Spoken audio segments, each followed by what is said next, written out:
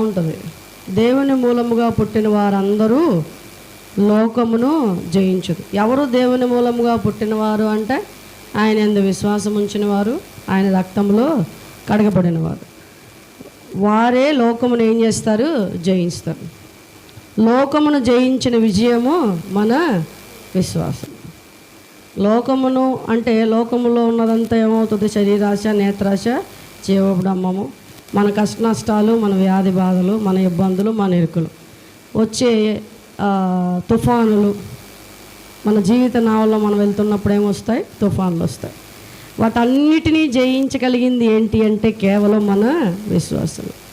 మనకి విశ్వాసానికి ఏమొస్తుంది అంటే పరీక్షలు వస్తాయి. లోకంలో ఏమొస్తాయి?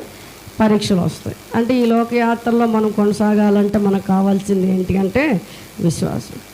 ఈ సంవత్సరం అంతా కూడా ఆ విశ్వాసాన్ని కాపాడుకుంటకు మన దైవ సేవకుడే మనకు మాదిరి ఈ సంవత్సరం అంతా. ఎందుకంటే అది మన వల్ల అవదు.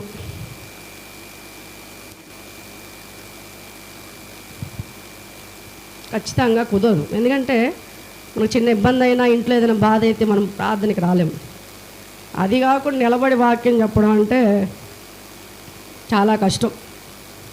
ఒక బాధ పెట్టుకొని నిలబడాలంటే ఇంకా ఇబ్బంది. మనకి సమాధానం ఇంట్లో లేకపోతే మన మందిరంలోనే మన సమాధానం కూర్చోలేము. ఎందుకంటే మనకు ఆ కష్టమే వస్తూ ఉంటుంది, దుఃఖం వస్తూ ఉంటుంది.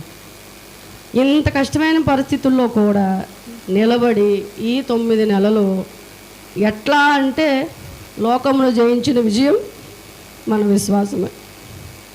దేవుడు ఇంత గొప్ప సేవకుడిని మనకి ఇచ్చాడు, నిలబెట్టాడు. తల్లిదండ్రుల్లాగా మనల్ని ఆదరించడానికి వారు మనకు అవసరం అని దేవుడు ఈ సంవత్సరం అంతా వారిని జ్ఞాపకం చేసుకున్నాడు. ఎవరి నిమిత్తం అంటే మన నిమిత్తమే, మన కోసమే. ఏదైనా ఇబ్బంది అయి ఉంటే, సేవకుడి కుటుంబం ఇబ్బంది అంటే ఎవరికి ఇబ్బంది? సంఘానికే ఇబ్బంది.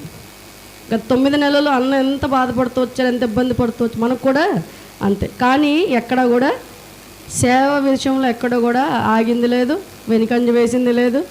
ఎంత హాస్పిటల్కి వెళ్ళినా, ఎంత ఇబ్బంది అయినా ప్రతి బుధవారమే వచ్చుద్ది, ప్రతి శనివారమే వస్తుంది. ఎక్కడికి వెళ్ళాల్సి వచ్చినా కూడా అయినా పరిగెత్తుకుంటా అన్నిటికన్నా ముందే పర్లేదన్నా మేము ఉంటాం లేదన్నా, కుదరదు, కావాల్సిందే.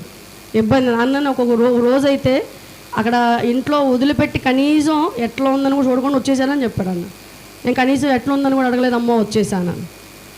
ఏంటి అంటే అంత కష్టం. మన ఊరికే నిలబడి ఏం చేస్తారులే సేవ అని మనం మాట్లాడతాం, కానీ అది చాలా ఇబ్బంది. ఏంటంటే అక్కడ దేవుని ప్రేమించి